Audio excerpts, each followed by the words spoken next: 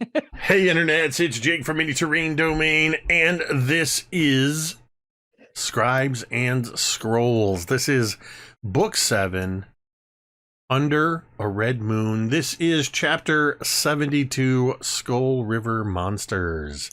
And in just a moment, we'll get you all caught up on where we left off, but a couple of just real quick announcements. The first of those announcements is, of course, be sure you tune in on Wednesday to Mini Terrain Domain at 8:30 p.m. Eastern for episode 2 of Lawlerville, our Call of Cthulhu original, what's the word I'm looking for? Okay. Scenario. Run by and created by our own Ricky, who is taking several of us through a horror-filled adventure the second Wednesday of every month. So be sure to tune in for that. And then Thursday, Kids on Bikes Welcome to Paradise, Michigan will be returning due to circumstances outside of my control. I was not able to run that game on Tuesday. So we will resume that this week, as well as I believe in 2 weeks.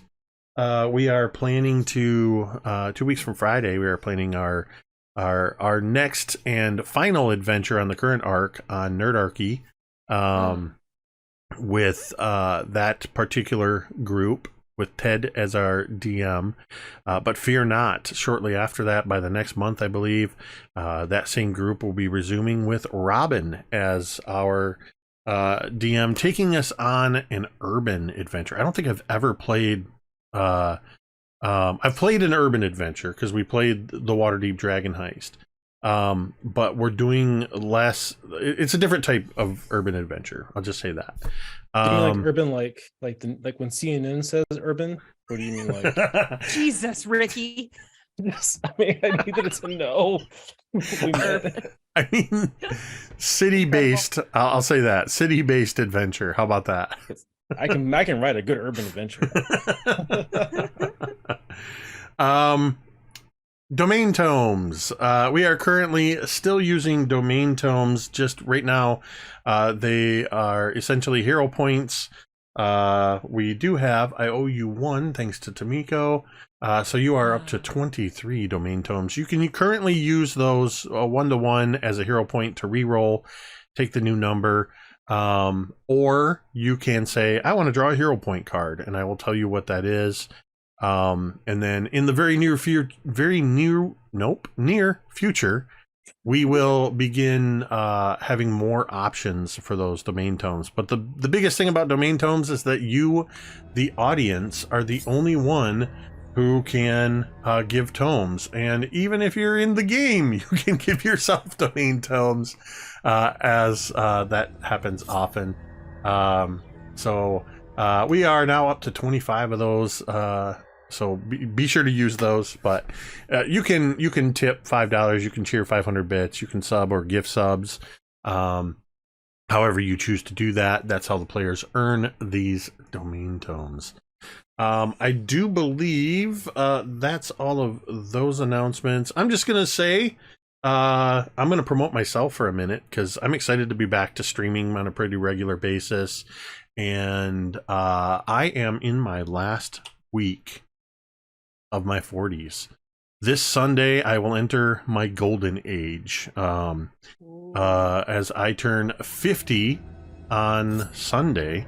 So I'm actually looking forward to it. It's a whole new.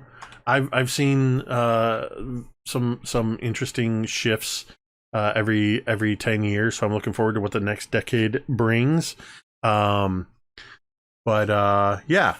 So I've thrown up the support links for. I could have worded that better. I put a link up for the various ways you can support MTD.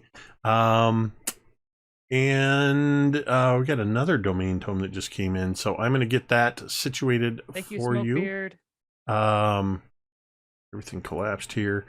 So let's see. So that puts you at 26. Let's do this. Make sure I remember how to do all this. There we go. And then, yeah, the last thing I want to mention is just our reminder before every game that you matter. Whether or not you believe it, your presence on this earth makes a difference. I know we say it all the time, and we say the same. I sound like I'm reading from a script. It's just because I say it so often, but it does not lessen the importance of that message. You might be struggling for any number of reasons, and the biggest thing that I and those of us here at MTD that we care about is that we don't want you to struggle alone. You do not need to struggle alone. And we've made it super easy for you if you want to, you just want to get some help, you want to find somebody to talk to, you can come into our chat at any time and type !help. And a couple URLs will pop up there. Findahelpline.com is an amazing site that is, you just put where you're located. That's the only information you have to put. Where in the world are you located? Hit enter. Tons of help services for all kinds of social services geared to that location that you are, where you are in the world. And it's completely free, the website to use. Or you can check out takethis.org's growing list of resources. We encourage you to head over to those sites, bookmark them, save them for yourself, save them for a friend, and remember, you matter. With that, Cari, what time is it? It's time to find some paths, bitches. All right, well, when last I love my role here. When last we left off, you were traveling out of the forest east. You know you have about a month or so to get into the towards the Gravelands south of Ustalov, in time for the Blood Moon. And as you're making your way, you encountered a halfling on a horse who was calling for help. Because as you could see down below, the river was muddy and fast flowing. The heavy rains and possibly something else were causing flooding. You traveled across the river, circumnavigating a complicated skill challenge by simply walking or flying over the river. 8th level. And then We did it! you traveled north into the town, where you found that a school teacher along with several children are trapped on a boat that is being battered against the side of the general store. It's caught up against, they're being pushed by the current and the waves. Teera had a airwalk spell put on her by Marda, and quickly was running across the top of the water to try to rescue them. When a giant snake burst out of the water and swallowed one of the children whole. Vornush'ka leapt into action with a fly spell cast by, I believe, Flip. And Vornush'ka has rushed up to get into the fray, while the others, Kane Mogram has been providing support with his crossbow while trying to run up and get closer. And the others are doing what they can. Meanwhile, another large creature, a giant frog-like creature with tentacles, has climbed up, or rather risen up out of the water, and at least 2 of those tentacles have grabbed hold of both Vornush'ka and Teera, who are currently grabbed by these things and are trying to get free. And when we left, it was Flip's turn in the initiative. Flip, what would you like to do? Flip is going to survey the situation and all of the danger that everyone's in. And he's going to say to no one in particular, well, I'm glad I only met these people yesterday because they're all going to freaking die. Jesus Christ. Okay. Well, he is going to... How does sustaining a spell work? I believe it is a single action concentrate. Okay. If your spell... Does a spell have the concentrate? Yeah. Yeah, so in order to concentrate, well, the archives are failing me now.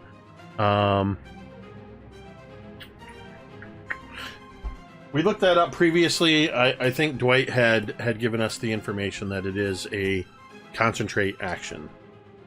I wish that was under Path Builder, but here we are, and so I will do that. We'll spend one action to concentrate on the magic frying pan, and I will attack the snake with it. But that is only going to be a 22 to hit the snake. Let's see the. And you were attacking it with what? I'm sorry. Magic frying pan. The magic frying pan goes Obviously. to strike the snake, and is the snake, as it's moving around, positions itself between the magic frying pan and one of the support beams of the structure, and the sort of spectral clang rings out as the snake avoids being struck. Mother. Okay. Great. Okay, so then we'll use one action to sort of move 30 feet along the bank closer to the action. And then we'll use one action to use the reach spell feat.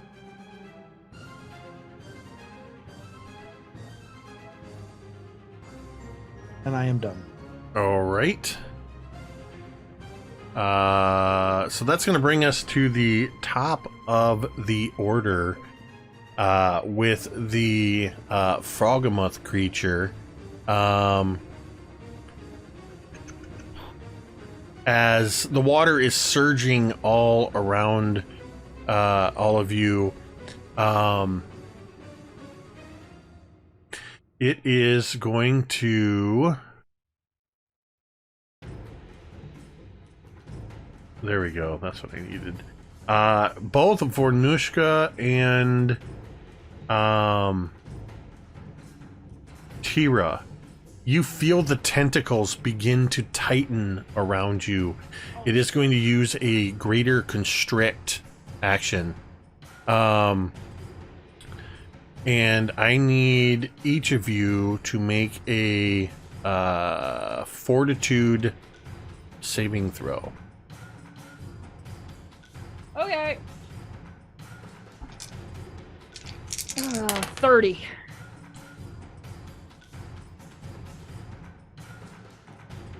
All right, and then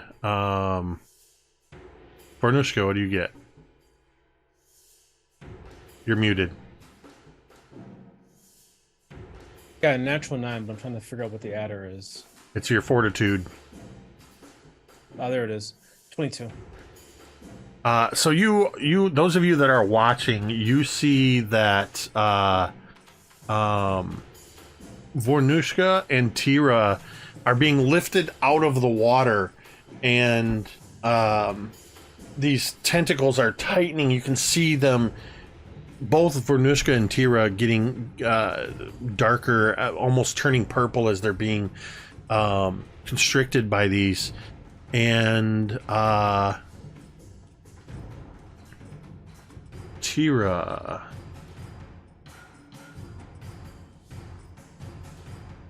you are unconscious. Sorry, let me change that because you're not dying one. What? And Vornush'ka, you fall unconscious as these things, this constricts you so tightly and you're not able to push against it. You are unconscious, which means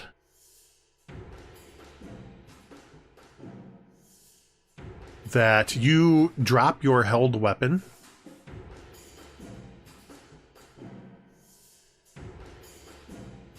I have 95 hit points. Does that matter? You're not dying. You're just unconscious. You're knocked out. Oh. Okay. This is different than being knocked out because you've been reduced to 0 hit points. Okay. It's basically you're sleeping or you've been knocked out. You can't act. You have a -4 status penalty to your AC, your perception and reflex saves. You're blinded, flat-footed, a whole bunch of stuff. Basically, you are being held unconscious by the creature. So that is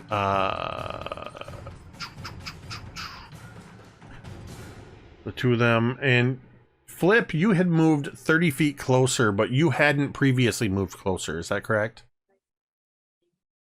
And then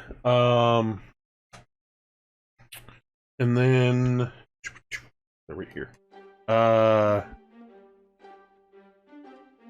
Marda, had you moved closer or were you still staying further back? Marda had to get within 30 feet. Okay. I need to see the reach on this because both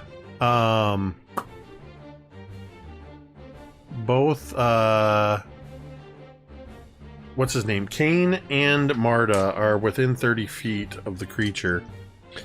Roll a D100, M, and I'm gonna roll a D100 for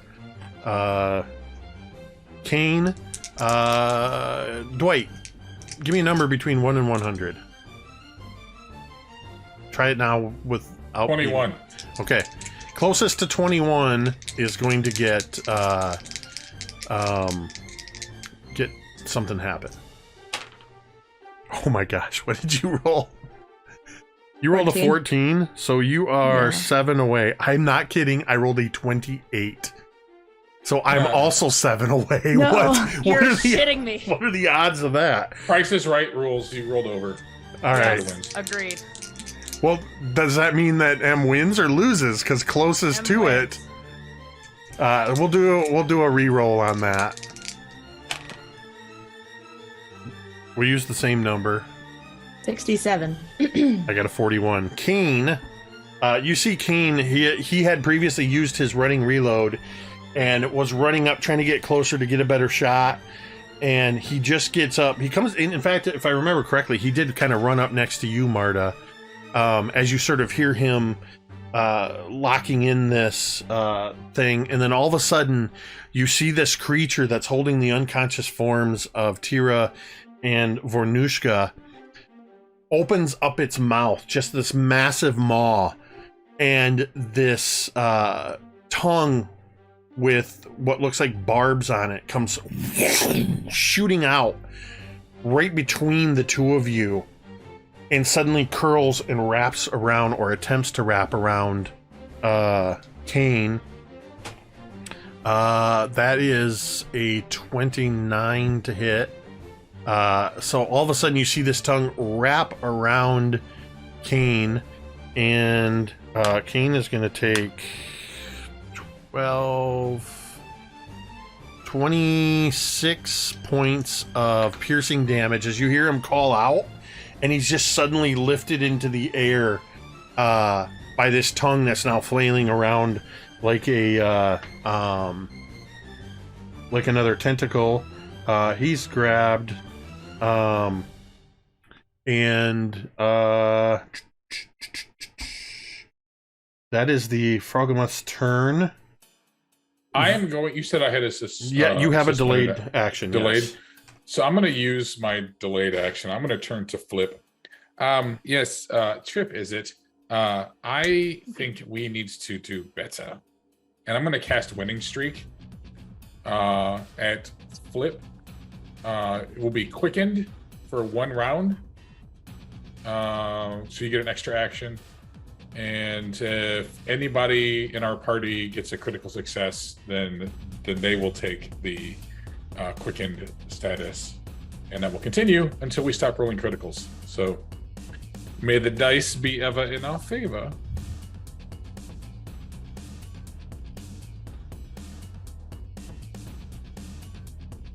All right.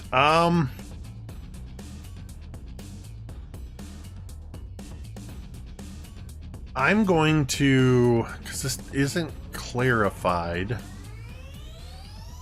So Vornush'ka, it would be your turn.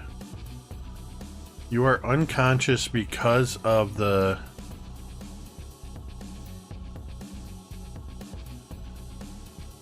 I'm going to have you make a... I'm going to have you make a fortitude save. Because technically when you're unconscious, if you take any damage or are attacked in any way, or it says if you're being shaken awake, those kind of things. I mean, you're being whipped around by these tentacles. So I'm going to have you make a fortitude. Okay. Am I able to become conscious by pure will? Well, no, that's what the fortitude save is, to see if you can become conscious. That's a power 19. So it doesn't matter which gaming system, I'm only just going to roll low. So there we go. That's a total of 19. There you go. Got it. All right. Also, point of note, your axe fell into the river as well when you fell unconscious. Is it still cursed or no?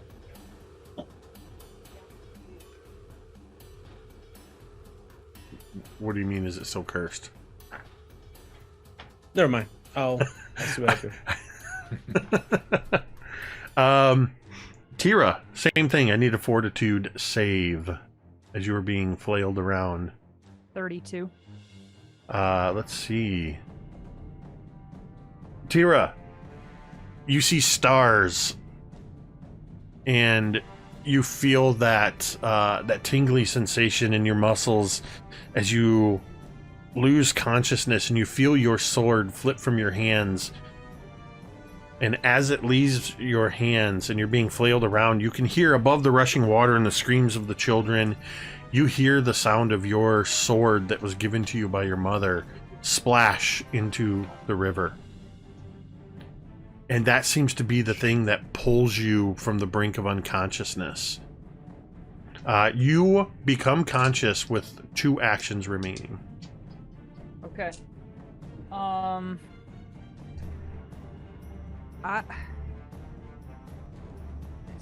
This is I can't freaking hit it.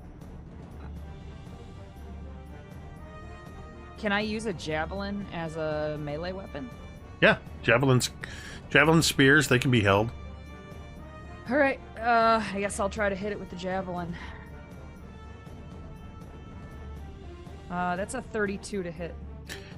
So you have previously been trying to strike at this thing's tentacles, and you just could not get any sort of purchase, no matter how precise your strikes were. And you reach back, you pull this javelin out and swing it down, and you feel the tip of the javelin pierce through the rubbery grip of the tentacle, and you hit. Okay, then, well, great. I do 8 points of damage. Okay. Then I'm going to try to hit it again. There's just a spray of almost black blood as you pull the javelin out and stab down again. And that's a 27 to hit. That's with your multi-attack penalty? Yeah. Yeah, this time you feel that same resistance. You're not able to get a good purchase on it. But you see this all over it. You've injured it, and it is bleeding. It's my turn. Cane is currently grabbed by its tongue. And Cane is going to attempt to... Alright, Cane has... Oh, that's not a great fortitude. Cane is struggling next to you, Marda, as he's lifted off his feet. You see him trying to pull at this thing, but as he's pulling at the tongue, you can see the barbs on it are digging into his flesh and into his armor. And He just looks down at you helplessly, Marda. Well,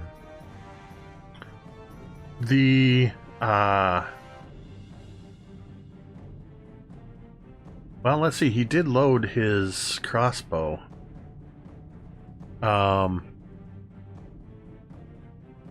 Yeah, he's gonna try shooting at the open mouth of the creature rather than just the tongue.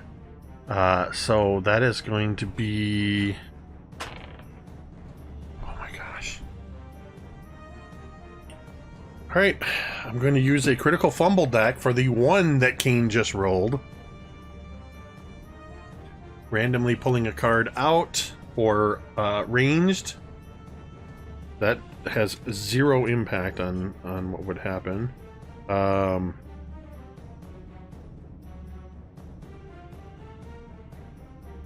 Okay, this is gonna suck for him. Ironically, it's called So Much Blood. You are sickened 3. And I think it's the just the stench of this thing's tongue coming from the inside of its mouth, and it's just disgusting. And you see him just struggling not to throw up on this thing. Mizya, it is not your turn yet. Sorry. The giant snake is going to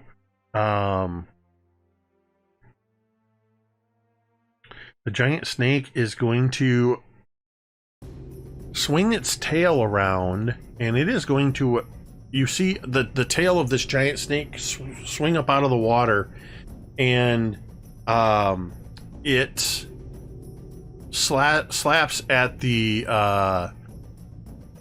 boat full of children and the teacher. It is going to attempt to capsize the boat. Instead, its tail swings and knocks out one of the beams, the same beam that Flip's spectral frying pan had crashed into. The tail swings around, strikes it, and you see as part of the overhang roof that it was supporting cracks and starts to break loose, and it looks like if too much strikes this building, part of the roof could collapse on top of the boat full of the teacher and the child. Mizya, it is now your turn in order. So the snake thing, Teera stabbed it, it's bleeding now, correct? Teera stabbed the tentacle of the Froghemoth that had her grab. Oh, okay, the Froghemoth, okay. But the snake has previously taken damage. It is also bleeding. Also bleeding, okay. Yes. I'm going to. So no, this is going to have a question regarding the attack penalty. So do the same attack twice. I get a penalty on the second attack. The second attack would be at -5. Okay. So I have a spell where it says these attacks. I can cast the spell multiple times. It says these attacks each increase your multiple attack penalty, but you don't increase your multiple attack penalty until after you make the spell attack roll for Scorching Ray. Right. So Scorching Ray is 3 rays, right? It is 1 ray, but I can cast it up to 3 times.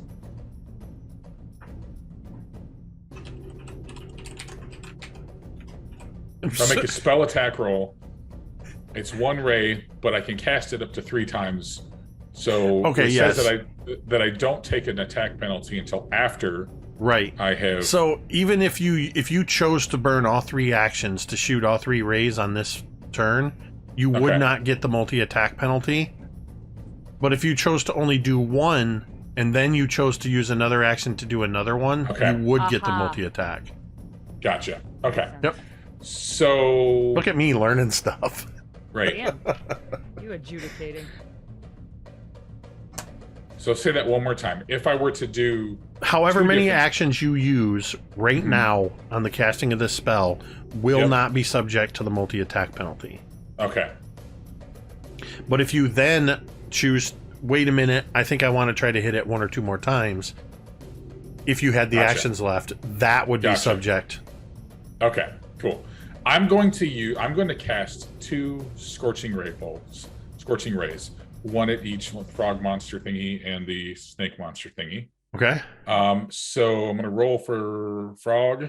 That is a natural 20 for a 36. So that's Damn, not only son. is that going to hit, we're going to do Critical success deck? yep, 4 spells or bombs. Just tell me when. I'm just shuffling through the deck. Just say when. So when? Oh my when? gosh. So Okay. So I rolled a 32 for the second one. Which And then I also have, if you spend 2 or more actions casting the spell, the damage increases to 46 fire damage on a hit, and it still deals double damage on a critical hit. okay, so here's Is the that- deal. Yes. So the effect you got is called maximum effect. Don't roll for damage. Okay. You deal the maximum possible critical damage with this attack. That's on the Froghemoth. So Okay. that's the one you said you get because you rolled a crit. It's 4d6. 46, 24. Which would also be doubled, so 48. Uh-huh. You do 48 damage with that Jesus. to the Froghemoth. Right. Yes.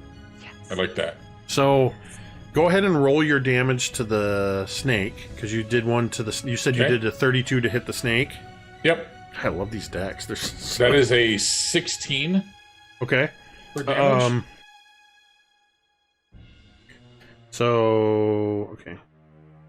And you did 48 to the Froghemoth. Alright, this Froghemoth is going to make a fortitude... I'm going to force it to make fortitude saves because of the amount of damage you did.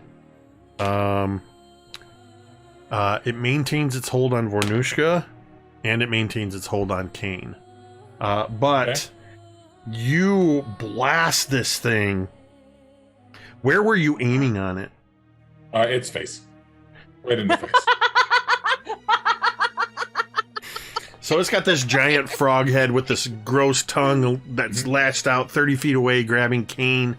It's got this eye stalk with 3 eyes, and you just see, as the fireball comes, you see the fireball, the scorching ray, reflected in the 3 eyeballs as its eyes just go, and then it's just across its face, and it's, if it wasn't so deadly, it's almost cartoonish the way its face is just blackened by this scorching ray, and you see the blisters rising on it, and it sort of cries out. Cain's getting flung through the air by this thing as you just nail it with this crit.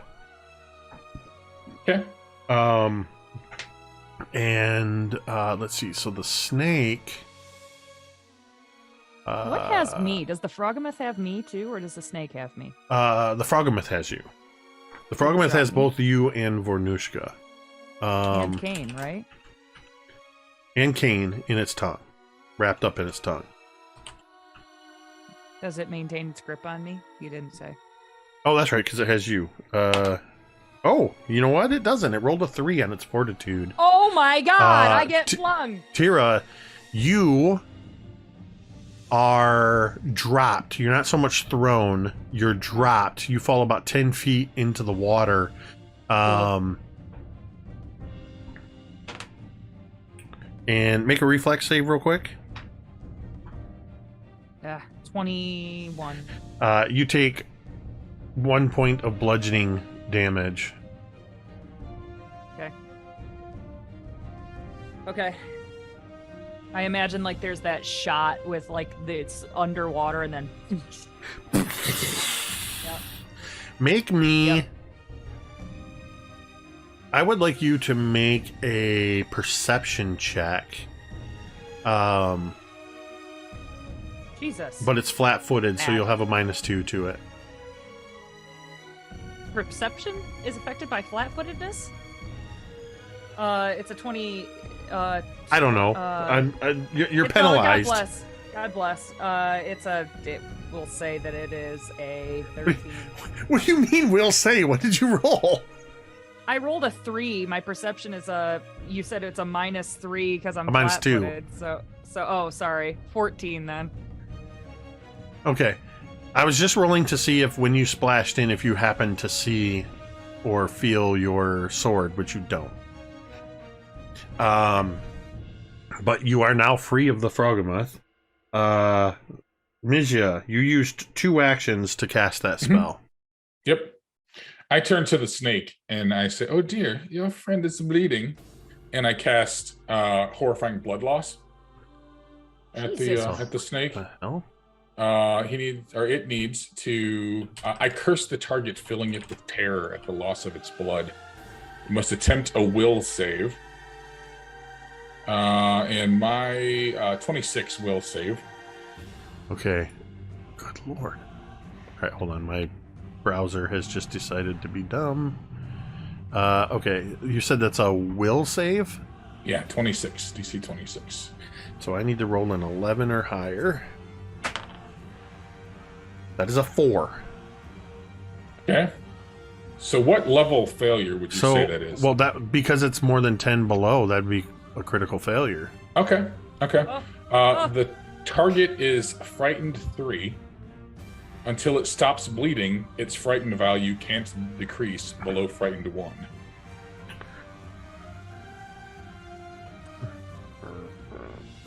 Wow.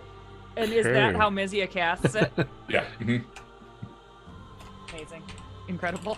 I like that Pathfinder Mizya is like an awakened form of Mizya. It's like Mizya has evolved. Yeah. Next level.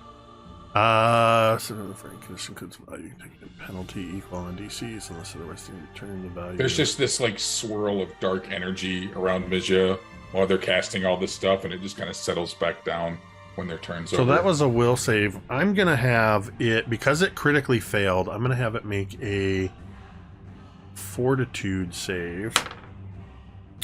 It critically succeeds at that, so the child stays swallowed. Are things that I don't expect to say in anything other than an RPG. Marda, it is your turn. So this snake, it has all 3, right? No, Teera.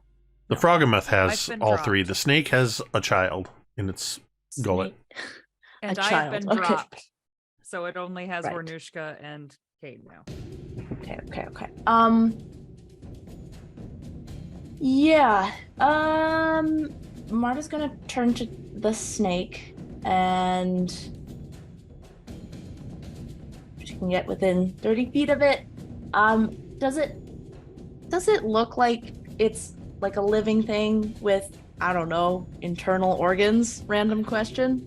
Yeah, I mean, for all intents and purposes, this is just a very large river snake. It is a real living creature. Great. Excellent. Marda is going to... You see Marda put her hand into the water. You still also see the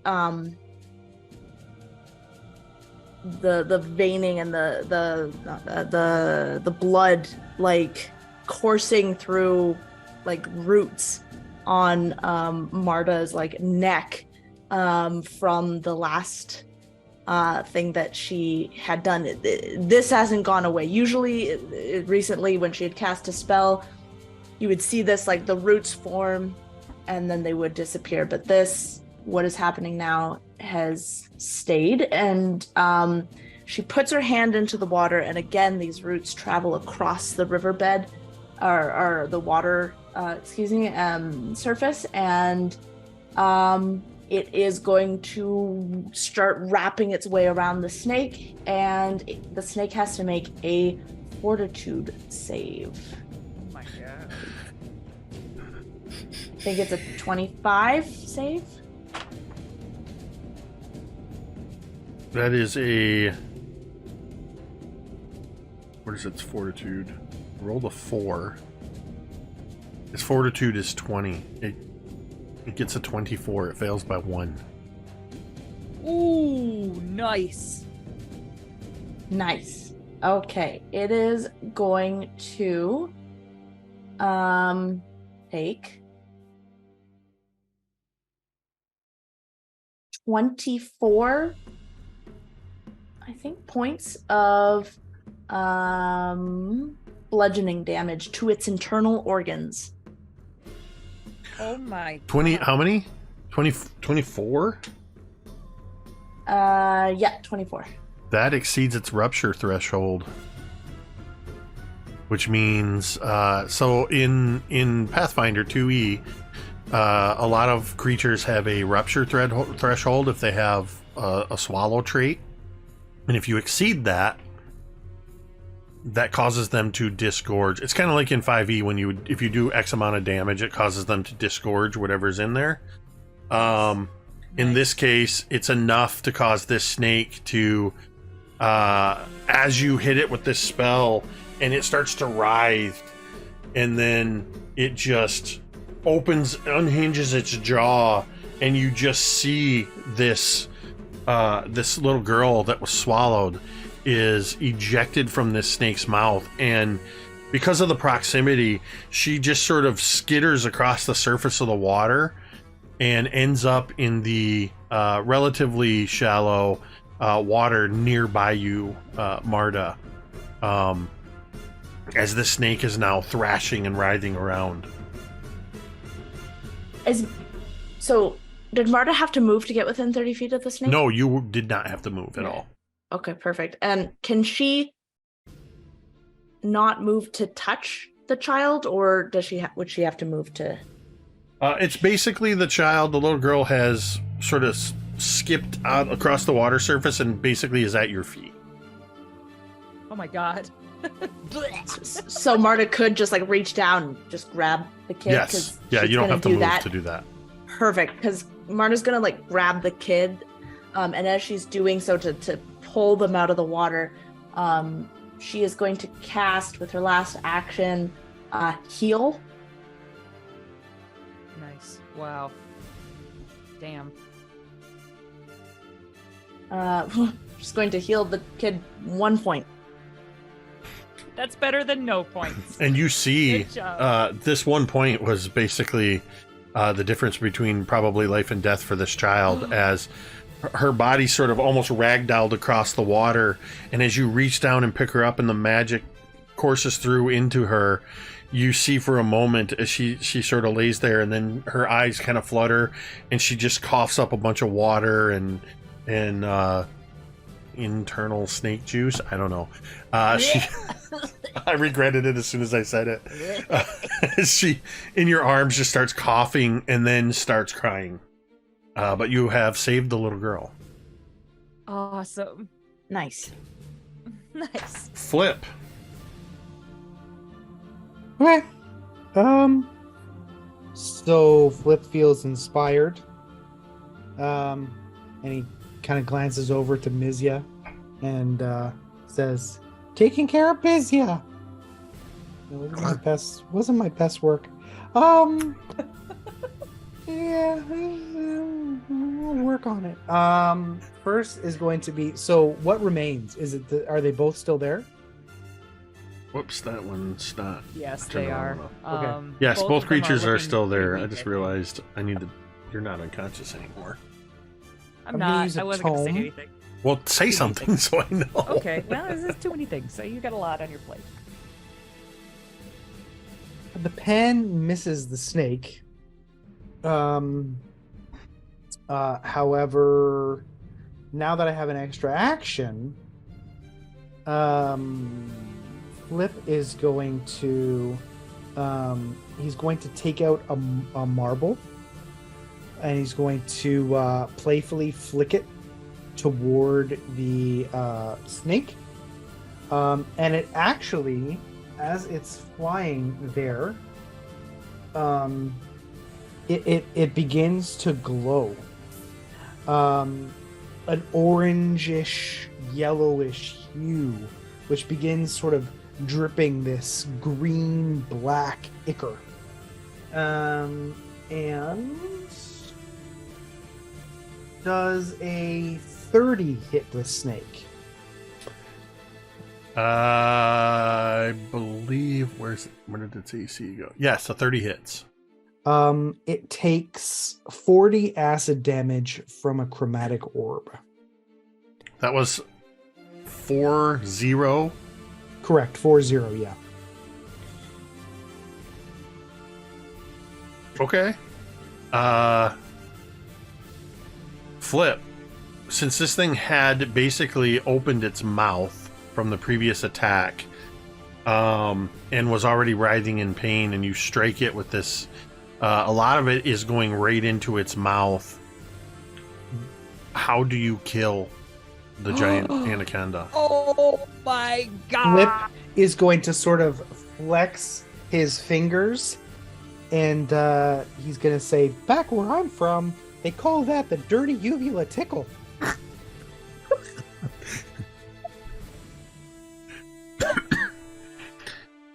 As this snake just starts writhing and disintegrating and melting, and snake scales are starting to float on the water, as are other things around you. You see the viscera of a partially dissolved snake swirling around you, Teera.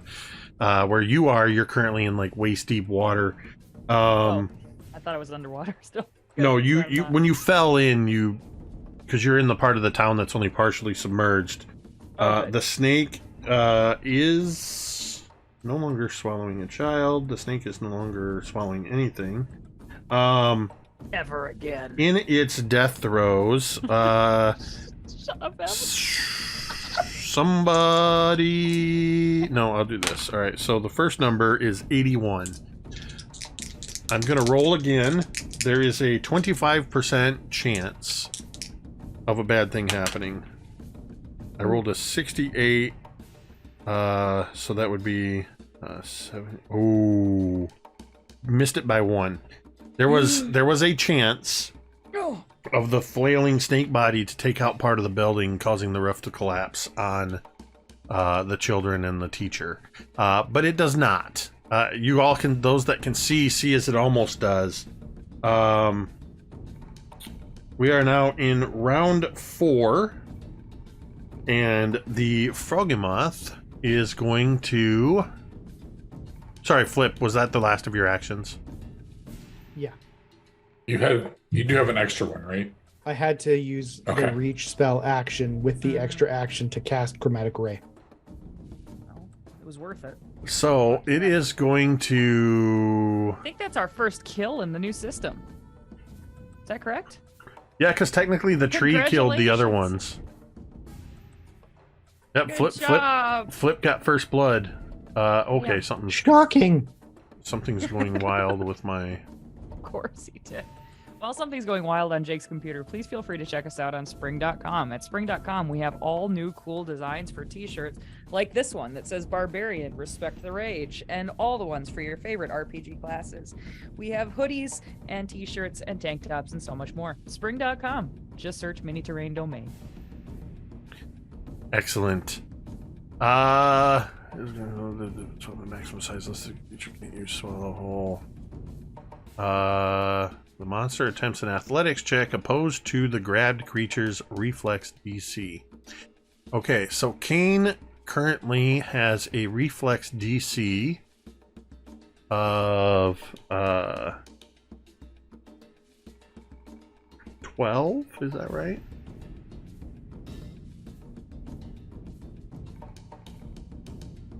So the Froggymoth has to beat a 12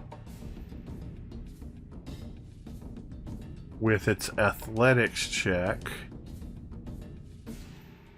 I'm not as familiar with these. Oh, geez. It doesn't even have to try. It has a ridiculously high. Its plus is more than double that.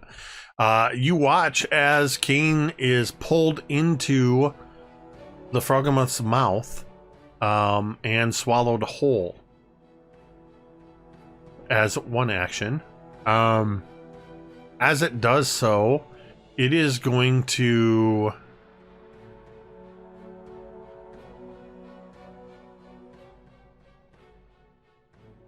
It is going to throw the unconscious Vornush'ka. All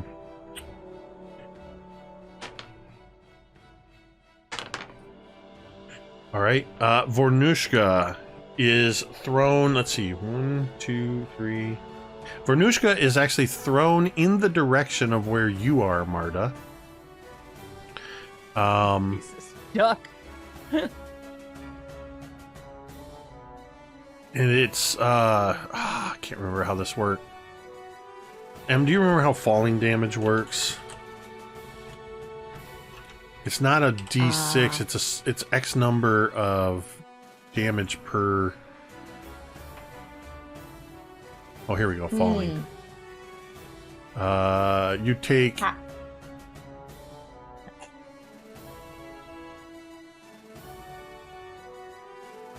If you fall, you take bludgeoning damage equal to half the distance you fell. Is that what you said, half? I was like, I heard you say half, and I'm like, half of what? Half the distance you fall. No further explanation. You're getting thrown in a 30-foot arc, plus the drop. We'll call that 40. So you're going to take 20 bludgeoning damage, Vornush'ka. Wake up. You basically wake up as you hit the water in the shallow part and sort of roll, and you end up on your back in ankle-deep water looking up at Marda, who has all these black veins across their skin and is holding a crying child. Hi! Hey. Vornush'ka looks up and says, fucking rad. And so that was okay. It swallowed and it threw. The last thing that the Froghemoth is going to do, and then it's your turn, Vornush'ka, is it is going to use its action to start swimming towards the lake with Cain swallowed in its belly. No. And it moves 30 feet into the deeper water. Vornush'ka, you are up. All right. Let's see. How far am I away from the thing swimming away with Cain? At this point, you're about 60 feet away. And if I sprinted, how many turns would it take? You can get 30 feet per, probably 30 feet per action. The problem is it's water, so you can only move at half speed. 15 feet per action. I'm guessing because of the other spells and stuff you did, Marda, that you no longer have fly on Vornush'ka, or does that stay up? I'm not entirely sure how that works on. It only lasted for.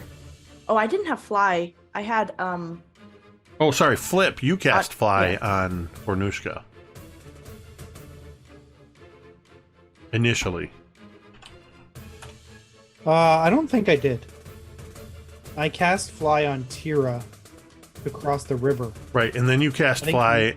You cast fly on. I think Mizya cast fly on Vornush'ka. Oh, that could be. Because it wasn't me. I didn't cast it twice. Then I must have done that. All I need to know is that a concentration spell? Do you have to maintain concentration? Yeah. I can check right now. 'Cause it's not showing as a. Oh, here we go. No, it is not. So, okay, so technically, Vornush'ka, you still have a fly speed, so you could get to it in 2 actions. Okay. Reminder, you do not have your axe. Okay, I have Oh, my wait. hands in my You know bicep. what? I take that back. Because you had grabbed the axe, which had 50 feet of rope tied around it. Right. I mean, yeah. So even though your axe fell in the water, you're holding onto the end of the rope. It's basically wrapped around your wrist. So you could do almost like a Kratos God of War thing as you're running across the water, just sort of trailing this thing. You could get to it in 2 actions and have an action to attack if that's what you wanted to do. Yeah, let's get to it in 2 actions. And then for the attacking action, it's more or less, would I have a higher chance? Well, Vornush'ka is thinking, all right, lodge the axe into the creature and swim with it, or wrap it around the ankles like Which one would be closer? Well, And you've it's not even. seen anything below the waist of this creature. You don't know if it has tentacles, feet, flippers. Okay. But I can still see the top of the mound and stuff like that, right? Yeah. You basically Okay. see this, what looks almost like a frog swimming through the water with these Yeah. tentacles trailing. It's leaking blood. Mhm. Okay. Yeah. So Vornush'ka is going to whip her axe, and the attempt is to anchor onto the frog. All right, so you're And can I basically use it- flying through the air, Mhm. magically flying, and you're going to make a melee strike against it. Can I use a tome or anything to help out? Or I You don't know how it can works you in can this. use a well, you can roll. and then Go use ahead the and roll. tome. Then you can decide if you want to use a hero point. Okay. All right. Here we go. Holy shot. Oh, I just hit roll. Roll for me, fools. Oh, okay. Hold on. Let's do it. Sorry. Okay, I love hearing you hype yourself up. Yeah. Do it. All right. I'm just gonna use a die because I can't figure out how to roll inside of the system. Oh, that's a nat 20 plus. What's Did that? you just roll a nat 15? 20? Ricky! Yeah. Do you want to? Do you decide? No, I don't need to see it. It's just that's no, we very trust you. uncharacteristic for you. And how Yeah. little reaction there was Yeah. for how So- uncharacteristic. Completely nonchalant. Yeah, Yeah, roll so that's a Oh, nat yeah, 20. Yeah. So Well, I mean, because okay, in Pathfinder, you right. know, To Well, save a it's major still. So NPC what's your final attack? so it's 35 altogether. So that's definitely a hit. Go ahead and Go ahead and tell me when, as I go through the critical hit deck. Mm-hmm. Thank you. Thank Just you, say when. Vornush'ka. Teera feels like she owes you now. Anytime. And you are quickened for your next turn, Ricky, too. So Awesome. Now, Okay. He flipped through Okay. it 4 times. So this is because it's your axe and it's slashing. This is a feature called Pain and Simple. Instead of doing double damage, you do triple damage. let's go. Oh So my you will God. roll your damage dice for your axe. Damage is a. Let me see what the sheet says here. I think it's 2d6, but I'm not positive. Mine says 1d8 plus 5. Okay. I don't know if mine is accurate or not. Let If yours me- says 2d6, I'd rather. I'm going off of memory, so let me.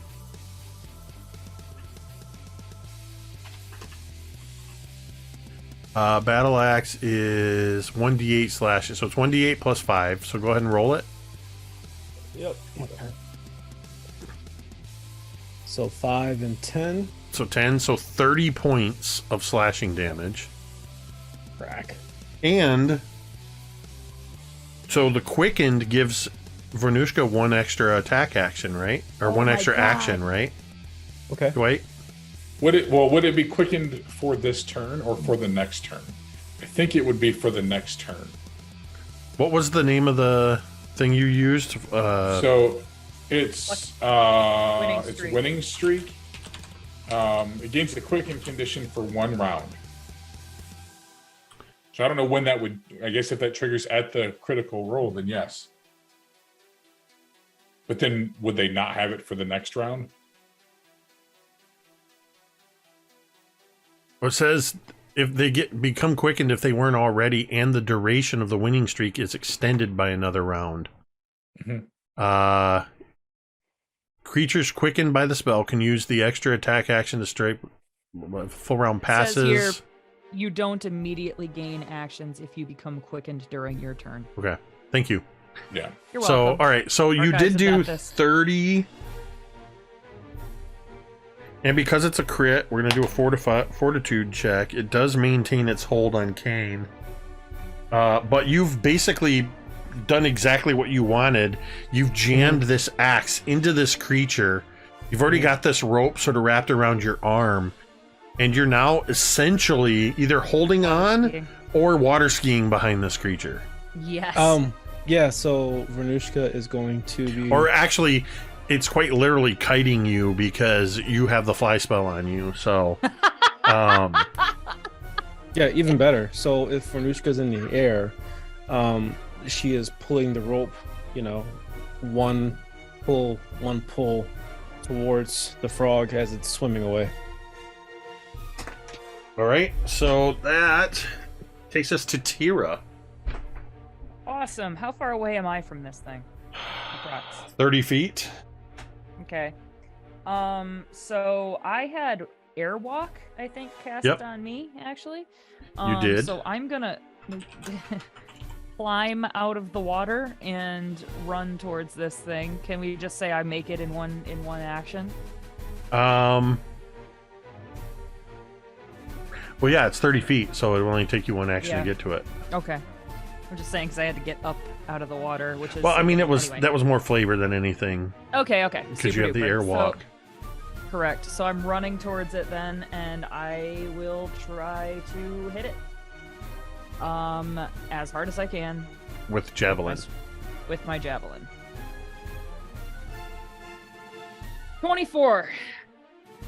A javelin comes hurling past you, Vornush'ka, towards the Froghemoth and flies. Well, are you like running up and just sort of like doing this, or are you throwing I'm just him at stabbing it? That's his all knows how to do. On the tail end of this this javelin is Teera, who is trying to strike at it, but as the Froghemoth is moving, it's just staying out of reach. You miss with your first attack.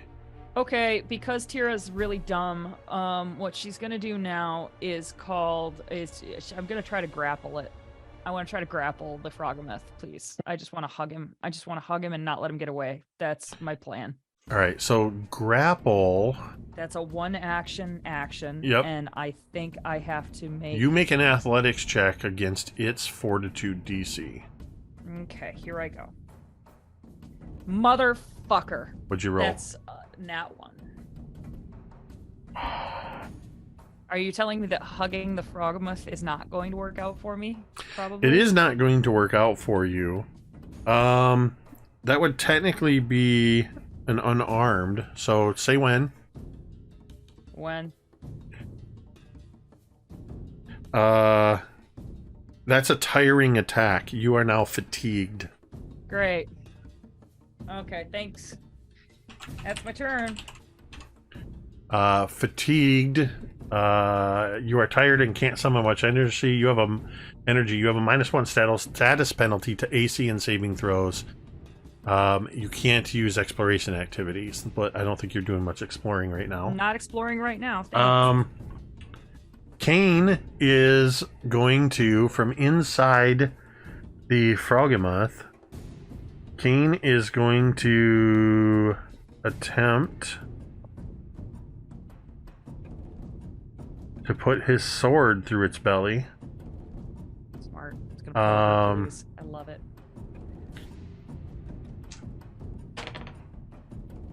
That is a...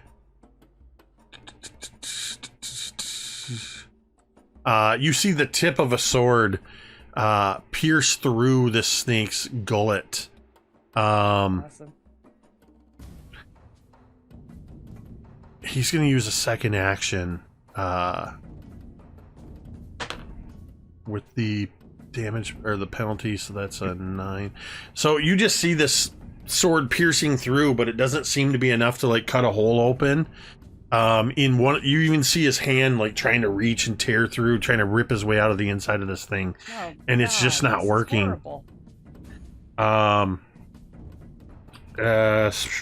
The anaconda's dead. Mizya, you're up. So it's just the Froghemoth now? The Froghemoth is swimming in the deeper water. It's 30 feet away, with Teera and Vornush'ka in pursuit. How close are Teera and Vornush'ka To each other? to the Froghemoth? They're basically right on it. Right by it. Oh, right on it? Okay. Yeah, I got a rope with my axe in it. But if you have a thing that could catch them in an area of effect, you could theoretically do the like move it to the front or Cast whatever. it. Okay. It's a large creature. I'm gonna cast Fireball. I'm so proud of you. It's 18 happened. feet 18 feet in front of it. Yes. At level 4. Oh, Okay, so what does that mean? oh my god.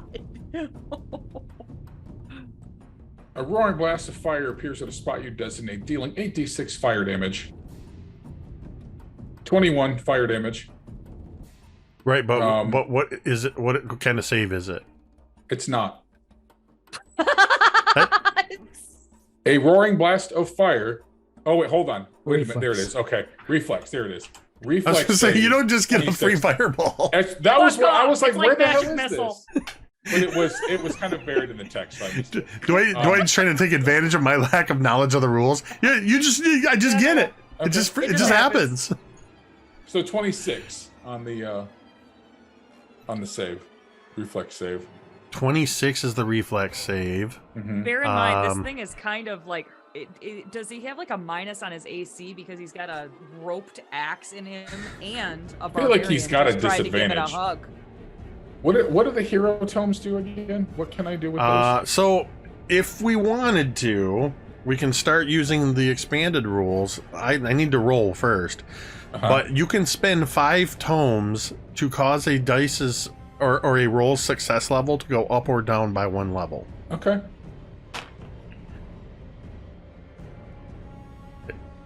I rolled a 3. It has a reflex of 21, so that is a 24. So it fails. It takes 21 fire damage. To the face. Right in the face. Nice. Does it have to? No. Okay, that's outside of it anyway. So. Okay, so you blast it with more fire.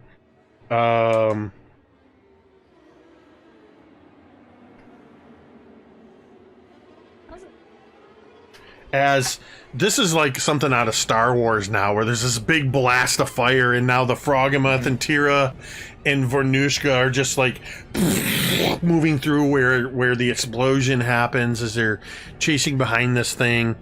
I'm gonna roll fortitude check. Fortitude. It does succeed on that, so it does still have King grabbed. Mizya, that was 2 actions to cast a spell. You have 1 action if you have anything you can do. No, I have 2 because I'm quickened. Oh, you're quickened, so Yeah. Yep. And then I'm gonna cast Scorching Blast at it here. okay.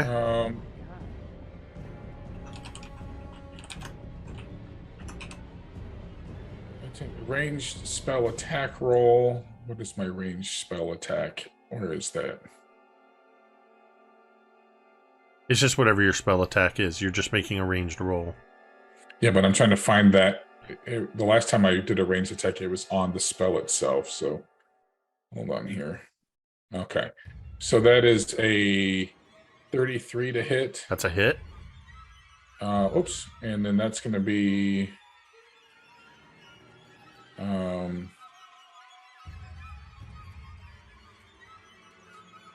that is 7 points of fire damage. Okay. And then for my last turn, I am going to cast Phase Bolt. Oh, damn. Okay, that's an 18. I'm sure that's going to miss. Yeah, 18 will absolutely miss. That rolled off of a 20 onto a 2. And you're applying your multi-attack penalties for those? Yeah. Okay. Yep. Mm-hmm. Yeah, that one misses, goes wide, but with the with that last little bit of fire as you blast into this Froghemoth, Fuck yes, dude. you see that it looks like, and it's harder for you to see, but the other 2 that are up close can absolutely see, as it's just sort of almost like a frog taking in air, like it's gonna just make that bullfrog noise, kind of a croaking. You just see it going, but it's making this weird hissing noise where Kane has sort of punctured at it. But Sounds it's like a whoopee cushion. currently Flip's turn. Get a flip. Flip! Get kill number 2, bro! Is Come Flip on. is Flip also quickened? No, I don't think so. Oh, am Yeah. No, because he It went used to it on Ricky. his last turn, yeah. Okay, just Ricky checking. is. Just checking. I? Okay, so I'm gonna start by I'm gonna start by hitting it with my frying pan. Okay. Attaboy. 3rd time's a charm on the frying pan. No, I don't think so. You know what? I'm gonna use a tome. Not a boy. Yes. Yes. 25. You see a giant spectral frying pan fly past you, Teera, and Vornush'ka, and slaps into the water next to the Froggemoth. Fuck. That is a miss. Okay. Okay. Well, we'll let Mizya have all the fun. Fireball! Okay. Also, it just hit. It just happened. It just happens. What's your save? 26. All right, here we go. Suck it. Frog face. Yours is a 26 also. Yeah. God dang it. So 25. It's a reflex, right? Yep. It has a reflex of 21, and I'm rolling these low single digits. I rolled a 4. That is 22 points of damage. 22 points of damage. Not to one-up Mizya, but I one-upped Mizya. Literally, mathematically. So with 22 points of damage, you push it to well over 100 points of damage this thing has taken. As your fireball comes flying in, how do you kill the Froggemoth? No! Flip! Flip is going to flex his fingers, and he's going to say, "How did these people get on before I got here?" And the Froghemoth sort of burns up along the outside of Cain, who's now revealed naked to the world as the Froghemoth corpse births him to the river. And Flip is going to put his hand to his mouth, and he's going to shout, "Cain, you owe me one!" Yeah. And I collect. And that's where we're going to take our break. Jesus Christ. I feel like I owed Gary the sort of right before a break one-liner, so we are damn. Plus Gary got the kill. Flip got the kill on both of the big monsters. Wow. All right, with that, we are going to go ahead and we're going to take about a 10-minute break. We will see you on the other side. Stick around. And we're back. Also, Vornush'ka is no longer unconscious. I got to remember to turn these markers off when you all are no longer under their effect. All right, we are back. We're sort of from the break scene change as the townsfolk of Turtleback Ferry had started to gather as close to the water's edge as they could, some of them calling out towards the teacher and the children. Many of them erupted into cheers as you destroyed the snake and ultimately as you killed the Froggemoth.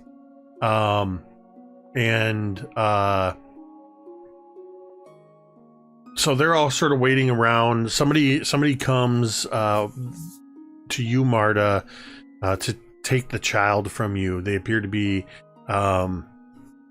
this child's mother and father, as Teera and Vorn help Cain to get to the shoreline and then use the last remaining moments of their flight powers to rescue the remaining 5 children and the teacher from this boat wreckage. At this point, the rain has subsided a bit, and the surge, the initial surge of the floodwater seems to be pulling back a little bit. So already some of the area that was flooded is it's still quite soaked, but some of the waters are starting to recede a bit. Which wade into... Oh, sorry. Go ahead. I was just gonna say, which one of you rescues the teacher? Honestly, Teera would probably be more drawn to rescue the little kids. So if Vornush'ka is deciding not to be a bitch, then Wow. I'm just Okay. saying. Yeah.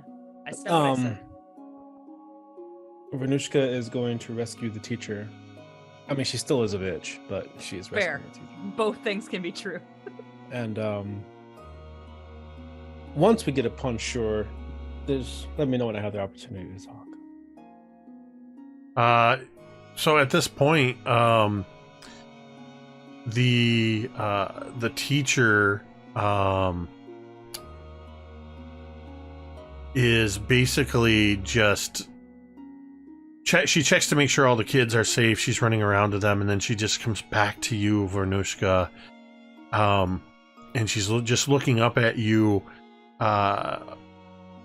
just in disbelief and just absolute gratitude, taking your hands, your giant orc hands, and her little human hands. Just thank you so much. I don't know what we would have done if you hadn't come along, and all of you and your friends. I hope you like pies. I've never had a pie before. As soon as I'm able to get to my ovens, I will be sure that you do not leave Turtleback Ferry without pies. Lots and lots of pies. And she just sort of gives your hands a little squeeze again, and she turns back to the children. Teera, I believe you were also going to say something. I would kind of be looking back and seeing if I can visually estimate like how far out my sword would have fallen in the water. So you Like, were fairly close to the general store, which was getting the bulk of the surge water. I will say you can make an investigation check as you are searching around in that area. I would love to. That's a 25. You start looking around in the area and you see where a lot of the river sediment has sort of covered some of the cobblestone of this part of town. And you're looking around where you're pretty sure that you were, and you're not seeing anything. And all of a sudden your foot catches on something, and out of that sort of sediment of mud and some branches and stuff, you see the hilt of your sword partially submerged. Good. I pull it up. I look at it. It doesn't look damaged. That's great.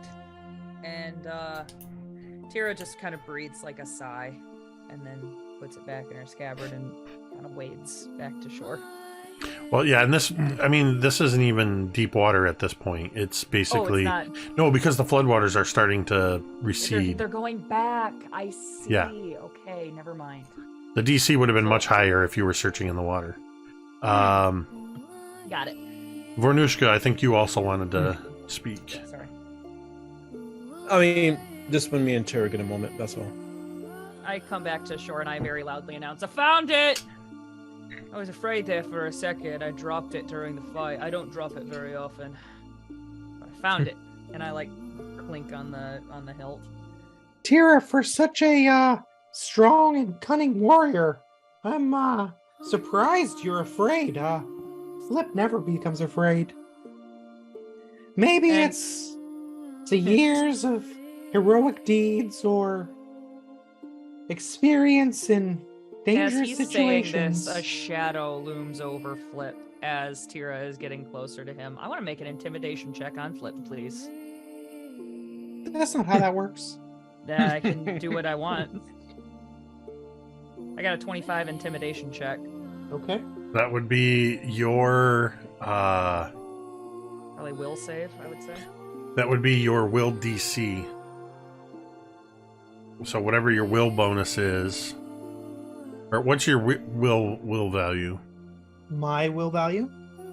Yeah. Plus 11. At 1 second. I need to check. So you have... Dang it, I can't see this.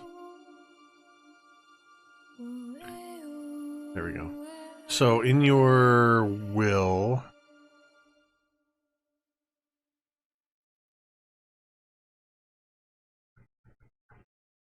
yeah. So yours would be There's silence. if I'm remembering it correctly. I'll have to double check this one. I was just looking at this. Your DC is your will plus 10. And you rolled what, Teera? A 25. 25, and then so I believe what was your was plus 11, so you'd have a 21. So it's Teera's a little intimidating.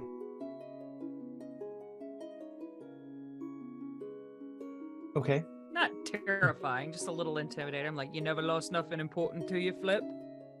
Or thought you were gonna? And Flip is going to, he's a little intimidated, so he is going to do what he knows best, and he's going to counter intimidate her. Incredible. Well, go ahead and roll, you tiny bitch. See what happens. 28. So Teera's will save. It's only gonna be a 23, so Teera's like, well, all right, anyway. I mean, This goblin and this human are just squaring off against one another after saving the town. Yeah. and Fuck then you, no, fuck you he's back. going to look up at her, and he's going to put his hands on his hips. He's going to say, judge me by my size, do you? And for a half a second, Teera does like kind of puff out her chest too, and then just sort of like breaks down, like kind of laughing, and then just sort of like shakes her head and walks away. You're like, okay, you win this round, green boy. Hey, Teera, What? how many of those giant monsters did you kill again? None. Wait. It was a team effort. It wasn't like Yes. it was one shot. And Wait. when Vornush'ka jumps in and says it was a team effort, Teera would put her hand on Vornush'ka's shoulder and be like, "It was a team effort. And It was a thank you team for effort. helping my brother." Speaking of your brother, is he single? You don't want no part of my brother. You don't want no part of my brother, right? As you say that, Not sort of interested, right? in the background, the two of you are talking, and in the background is Kane just sitting there, just going, it's in my mouth. Still.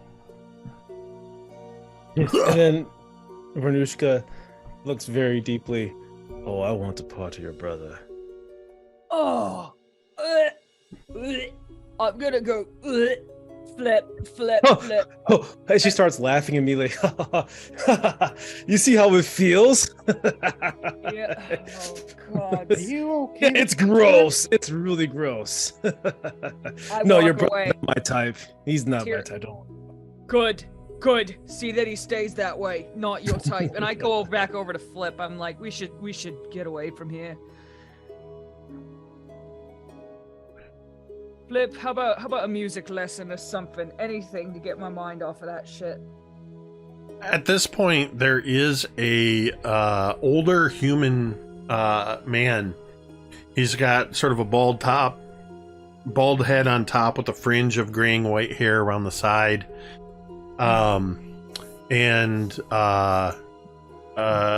He is coming toward you, your group, with the halfling Bran, who had beseeched you all to help. And you see Bran, the halfling, is sort of pointing to you. It's that it was them. It was them. The older man is wearing very plain brown robes, and he has a on the robes. Marda, you would quickly recognize the clerical vestments of I can't think of the name of the god. I'll tell you in just a moment. The clerical vestments of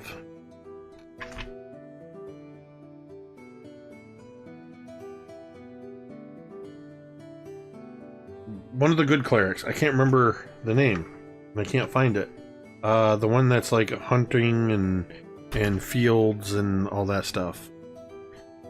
I don't know my gods as well. But anyway, as he walks up to all of you, he looks around at all of you and says, my name is Father Shreed.